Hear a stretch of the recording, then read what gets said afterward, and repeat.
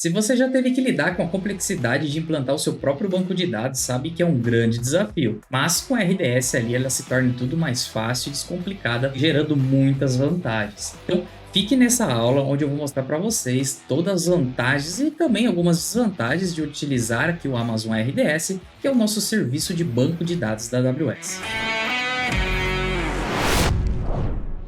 Eu sou o Cláudio, eu sou professor aqui da Cloud Treinamentos e também especialista em AWS, e nós vamos falar hoje sobre o serviço chamado Amazon RDS, nosso AWS RDS. Então, o que é o RDS aqui da AWS? É o nosso Relational Database Service. Então, ele é um PaaS, ele é plataforma como serviço. A gente utiliza o RDS como uma plataforma para hospedar os nossos bancos de dados relacionais. Então, a AWS ela possui vários tipos de serviço de bancos de dados, seja não relacional, como DynamoDB, entre outros. E os bancos de dados com mecanismos relacionais a gente utiliza no RDS. Então, ele é o nosso serviço onde a gente cria algumas instâncias gerenciadas pela AWS. Então, é muito importante isso, que é um serviço que a gente utiliza como uma plataforma, onde a gente hospeda todos os nossos bancos de dados, nossos esquema, para algumas pessoas possam entender um pouco melhor. Então, onde a gente coloca ali nossos dados, nosso banco de dados dentro dessas instâncias do RDS. Tá, mas então qual é a diferença de eu utilizar então o RDS ao invés de eu instalar de fato o nosso banco de dados dentro de uma máquina virtual, numa instância EC2? Então, fica essa uma das grandes vantagens. Como é um serviço gerenciado pela AWS, a AWS ela é responsável por toda a infraestrutura, todo o sistema operacional, todo o patch de segurança, atualizações, e nós, como cliente, nós somos responsáveis apenas pelo acesso e pelos dados armazenados. Então, é uma grande facilidade, uma grande economia de tempo que a gente tem como profissional ali de cloud, utilizar esses serviços, além de outras vantagens, como por exemplo, a gente subir em minutos aqui uma instância já com um banco de dados altamente disponível, utilizando algumas técnicas como por exemplo multi-AZ, RID réplicas, até mesmo algumas versões do RDS a gente consegue replicar em várias regiões com apenas alguns cliques. Então é uma grande vantagem a gente utilizar o serviço da AWS, que ela já nos provê toda essa infraestrutura.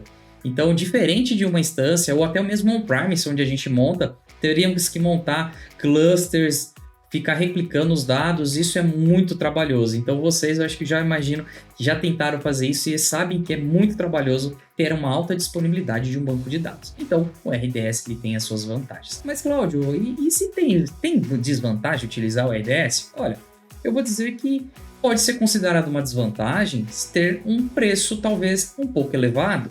Por quê? Se a gente coloca uma alta disponibilidade dentro do RDS, nós temos que ativar o multi-AZ, por exemplo. O que se torna? Isso torna que eu tenho que ter duas infraestruturas, então eu vou ter custo dobrado. Então pode se tornar uma desvantagem a questão do preço, mas às vezes isso não é uma desvantagem comparado com o que o seu cliente, possa perder de dados se ficar aquele ambiente indisponível, Então, isso é tudo colocado na balança, tudo é explicado para o cliente. Então, é um grande serviço onde todas as empresas cloud utilizam RDS ali, sem se preocupar com os dados colocados dentro de uma máquina virtual, ter que fazer backups, não ter como fazer um restore. Então, essas são algumas as grandes vantagens. Eu vejo como uma desvantagem, entre aspas, a questão talvez do custo dobrado para ter uma alta disponibilidade, tá bom? Então, vamos lá para a documentação que eu vou mostrar um pouquinho melhor. Bora lá.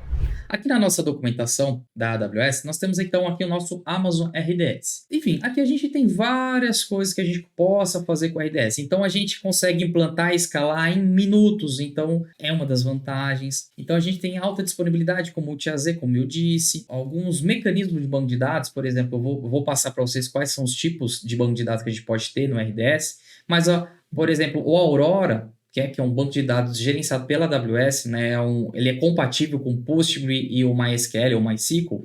Então, ele tem opções de fazer replicação regional. Então, imagina a gente ter nossos dados replicados entre duas regiões. Então, se uma região, algum problema der ali, a gente tem ali os dados em outra região, na região da Virgínia, uma região de São Paulo.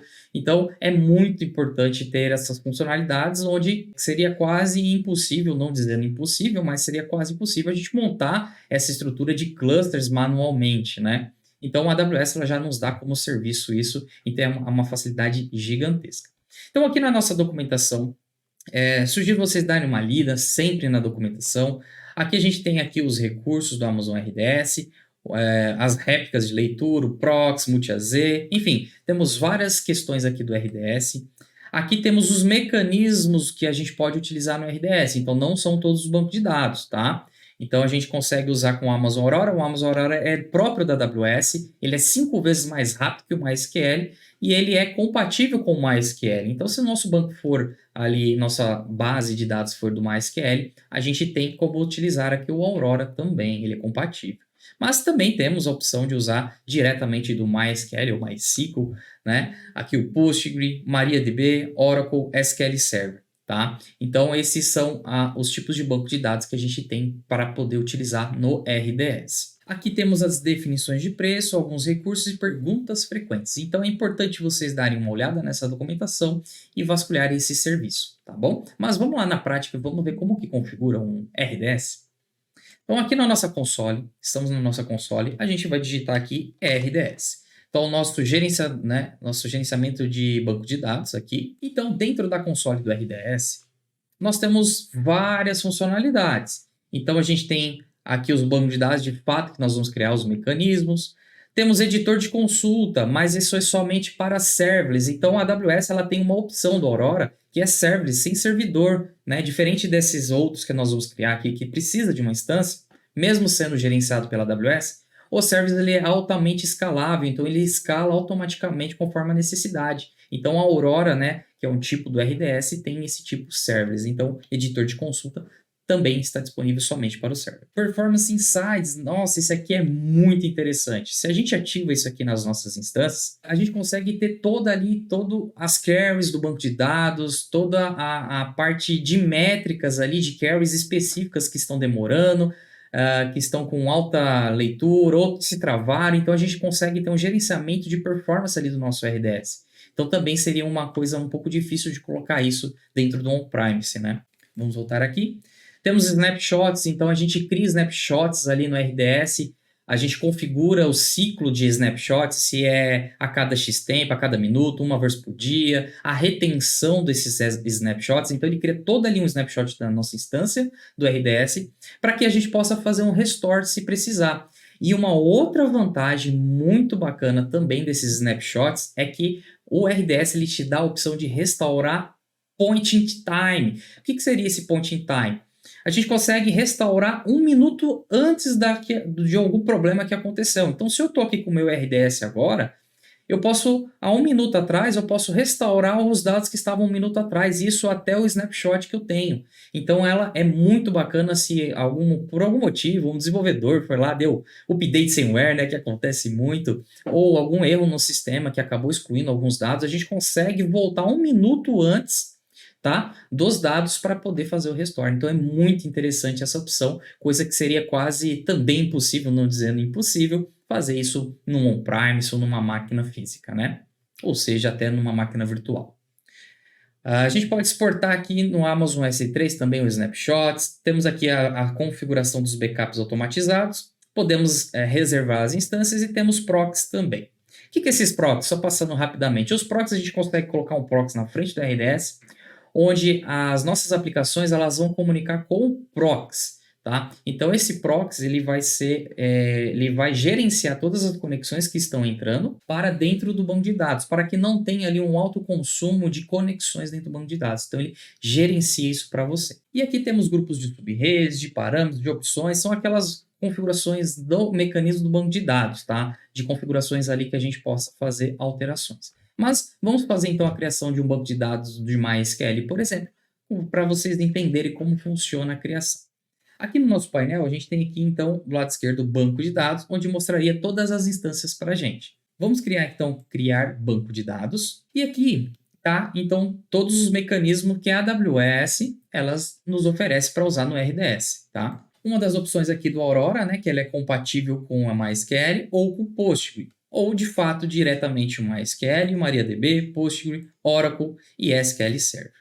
Obviamente, aqui no Oracle e SQL Server, eles possuem licença, então eles são um pouquinho mais caro por conta disso. A licença já está inclusa aqui também, de acordo com as opções de versão do SQL Server ou do Oracle. No nosso caso, nós vamos utilizar aqui do Free Tier, tá? Então a AWS ela nos dá esse Free Tier por 12 meses. Se a conta de vocês estiverem no período de 12 meses, a gente tem a opção de criar, então, do modo Free, versões do MySQL com instâncias do tipo T2 Micro. Então, a gente vai utilizar esta configuração. Então, vamos selecionar aqui o mecanismo do MySQL. Aqui tem um breve resumo. Aqui embaixo, a gente tem as versões, então, do MySQL que a gente possa utilizar. Vamos utilizar a última aqui mesmo. E aqui, muito importante, tá? Os modelos. Para nós estamos aqui configurando no modo free, é importante a gente marcar a opção nível gratuito. Por quê? Percebam que ela já desativou algumas funcionalidades para a gente não ter perigo de marcar e fazer alguma coisa errada e vir cobrança. Então, a gente já marca essa opção, ela já desmarca todas as opções que poderia vir de custo, tá? Uma dessas opções, de fato, é o Multi-AZ. Então, aqui a gente configuraria, bastando clicar nessa opção, a gente já teria altamente disponível um banco de dados ali em standby. Então, a gente, neste caso do Multi-AZ, são replicadas em zonas de disponibilidade dentro da mesma região. Então, a gente tem a zona A e a zona B. Então, ele replica nessas duas zonas, tá? E fica em standby transparente para o usuário. O usuário só tem um ponto de acesso, que é o endpoint do banco de dados. Então, a gente nem percebe se uma zona caiu ou não, ele faz isso transparente para a gente, tá? Então, como é nível gratuito, a gente não tem essa opção no Free. Aqui a gente pode dar um nome para identificar a nossa instância, então eu posso colocar aqui instância live, por exemplo. Aqui o nome do usuário principal, tá? Então, ele é nosso usuário root que a gente tem aqui na nossa conta. Então, se vocês tiverem na aplicação de vocês algum usuário root, vocês configuram aqui, tá? Então, eu posso colocar aqui como admin, eu vou deixar como admin mesmo. Aqui a gente pode deixar para ele usar credenciais no outro serviço chamado Secret Manager. Então, esse Secret Manager é muito interessante para que a aplicação não grave, né? A gente não coloque a senha dentro da aplicação. Então, a gente coloca a senha dentro de um serviço de segredos da AWS, que é o Secret Manager, e faz com que a aplicação vá nesse segredo e capture a senha lá. Isso fica transparente também ali, não fica exposta a senha dentro de um código-fonte da aplicação, por exemplo, ou de um arquivo de configuração. Nós não vamos configurar porque a gente precisa dessa senha facilmente aqui para a gente na aula. E aqui a gente configura então uma senha. Temos algumas restrições, tá? Então vamos colocar uma senha para a gente conectar dentro dessa base de dados. Aqui embaixo, onde então a gente configura o tipo de instância que a gente tem para o RDS. Então, o tipo de instância são famílias, temos então como configurar aqui sobre quanta CPU, quanto de memória aquela instância vai ter. Tá? Então, como a gente faz parte do Free, nós vamos usar então a instância do tipo T, que seria então a T2 Micro, tá? Então, coloquem aqui T2 Micro, onde ela tem uma vCPU e 1 GB de memória. Aqui embaixo a gente utiliza também tipos de armazenamento que a gente tem. Então, temos GP2, GP3, tem o IOPS provisionado, com mais performance aqui de leitura e escrita. Então, vamos deixar aqui no padrão GP2. E aqui a gente coloca o armazenamento alocado. Vamos colocar o armazenamento alocado de 20 GB, tá? Então, aqui é como se fosse o nosso disco ali de que a gente pode armazenar de dados. Uma outra coisa interessante é habilitar a escalabilidade automática desse armazenamento. Então, quando ela chega próximo aos 20, automaticamente ela começa a escalar proporcionalmente ali até chegar no valor máximo. Então é muito interessante, porque às vezes a gente acaba não tendo um cuidado, né? Os dados vão crescendo ali da nossa base de dados, então a gente pode marcar essa opção, ele vai crescendo aos poucos, ele não cresce de uma vez, ele vai crescendo aos poucos. Então a gente pode deixar ela habilitada também. Aqui temos algumas opções que ela já facilita as conexões, então se você tem uma instância que vai acessar o banco de dados aqui de forma segura, mas não vamos configurar isso, não faz. A gente não tem uma instância para fazer essa configuração, então vamos colocar aqui não se conectar, tá tudo certo. Temos aqui então como selecionar a nossa VPC, então se vocês têm a VPC de vocês, seleciona a VPC de vocês, aqui eu vou selecionar a VPC Default. Aqui também ele já cria um grupo de subredes, então se vocês têm subredes privadas e subredes públicas, é interessante vocês criarem então um grupo antes de criar, e aí a gente cria aonde? Aqui no menu temos aqui grupos de subredes. Então é interessante vocês criarem antes, né, um grupo privado ou público, para ele não pegar todas as subnets e colocar tudo num grupo, tá? Então, sempre criem grupos privados ou grupos públicos de acordo com sua instância, se ela vai ser pública ou se vai ser privada. Como eu estou usando no modo default, vou deixar aqui no modo padrão. Aqui é uma outra informação importante, se o acesso está público ou não. Então, se eu coloco sim, a AWS ela faz uma rota então, com o endpoint, onde a gente consegue acessar de fora da AWS. Então, fazendo isso, a gente tem acesso dentro da nossa instância RDS, tá? De forma fora da AWS. Então, aqui da minha máquina eu consigo acessar. Então, ela me dá, o endpoint dela fica público. Se eu tivesse, que é o recomendado, tá? Instâncias de banco de dados fiquem na subnet privada. Para quê? Para que meus dados não fiquem públicos e somente as nossas aplicações possam acessar o banco de dados. Então, o recomendado sim é deixar o RDS sempre público. Vou deixar aqui, privado. Então, vou deixar no público somente para a gente fazer o nosso laboratório para a gente poder conectar nesse banco de dados. Aqui nós temos, então, criar um grupo de subrede, de security group, tá? Então, a gente é onde permite aqui a nossa porta do banco de dados a fazer a conexão. Então, a gente vai permitir aqui quais são os IPs que vai poder fazer essa conexão neste banco de dados. Então, eu vou deixar aqui a selecionada default, a gente vai alterar aqui, então, a nossa subnet default mesmo. A zona de disponibilidade, então, se eu tenho alguma preferência com alguma zona de disponibilidade, como ele não está no multi-AZ, ele vai ficar somente em uma zona de disponibilidade. Vou deixar aqui sem preferência. Se eu quisesse criar, então, o RDS Proxy, eu marcaria aqui, mas não vamos configurar. Vamos expandir aqui a configuração adicional e aqui está a porta que ele já vem como default, mas eu poderia alterar essa porta, mas vou deixar aqui também a 3306. Vai ser como autenticador de senha mesmo, mas tem outros métodos de autenticação do banco de dados. Se eu quero monitorar, né, habilitar um monitoramento avançado, onde ele vai dar vários processos aqui, eu também poderia marcar essa opção. E algumas configurações adicionais também. Eu poderia já começar com um banco de dados aqui, eu posso já marcar, ela já vai criar um banco de dados, né, um esquema ali dentro da nossa instância. Aqui os grupos de parâmetros onde eu poderia selecionar, ele já vem por default, se eu quisesse criar um novo, eu selecionaria aqui. Backups, né, então ele já vem habilitado, né, backups automatizados. No Free aqui da AWS a gente tem por 7 dias, mas eu poderia colocar aqui vários dias aqui de retenção de backup. Posso colocar uma janela também para fazer esse backup, né? Então é importante a gente sempre colocar aqui uma janela na madrugada. Aqui eu posso habilitar a replicação desse backup para uma outra região. Então eu posso fazer esse backup e ele já replica para uma outra região. Para algum caso eu quiser usar outra região, uma região caiu, eu vou e subo esse snapshot em outra região, continuo usando lá. Então também é uma outra opção. Eu posso exportar esses logs para o CloudWatch Logs. Então todos os logs aqui a gente pode exportar no serviço chamado CloudWatch, que é o nosso gerenciamento de métricas, de logs. Então, a gente consegue fazer toda essa configuração também.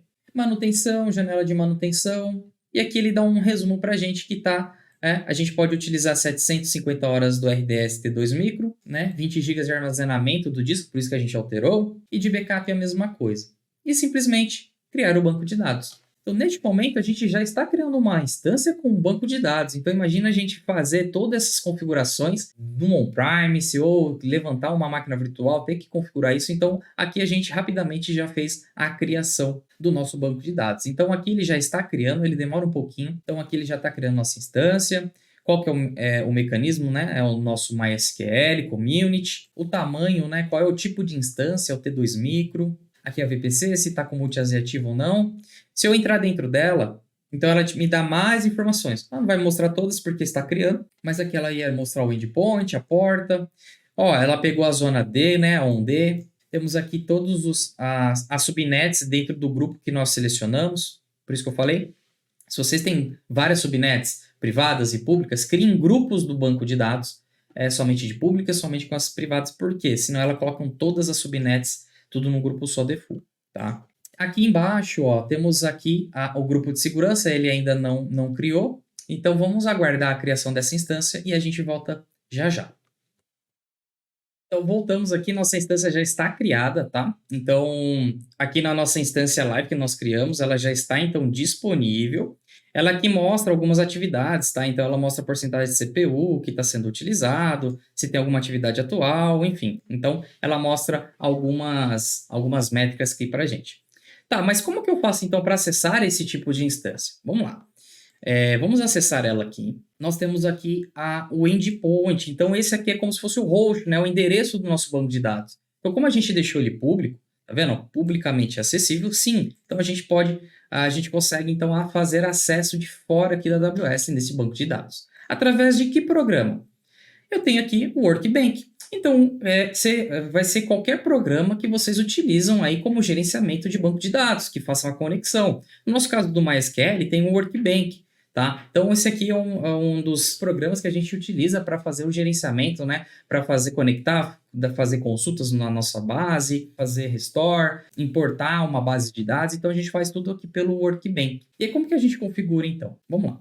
Aqui nós temos, então, o endpoint, tá? A gente tem a porta. Mas lembra do Security Group, que é muito importante? Então, aqui embaixo nós temos o Security Group. Então, as regras do grupo de segurança. O inbound, que é a nossa entrada, ele só está permitindo para o próprio Security Group. Então, a gente não vai conseguir fazer esse acesso. Então, a gente tem que fazer uma alteração. Então, vamos entrar dentro aqui do Security Group.